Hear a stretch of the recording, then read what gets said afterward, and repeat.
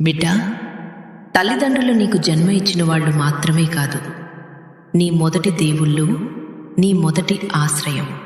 వాళ్ళు నిన్ను గారాబంగా పెంచినప్పుడు వాళ్ళ కళ్ళలో ఒక్కసారైనా ఇవాళ నా బిడ్డ నన్ను చూసుకుంటోంది అనే ఆనందం కనిపించాలి నాన్న. పక్కనే ఉండి కూడా పట్టించుకోకపోవటం, వాళ్ళను ఒంటరిగా వదిలేయటం, అది పాపం కాదు బిడ్డా, అది హృదయం లేని పని. నీ దగ్గర ఉన్నప్పుడు చూసుకోలేకపోతే రేపు నీ కన్నీళ్లు కూడా వాళ్ళ ఒంటరితనాన్ని తిరిగి తీసుకురావు.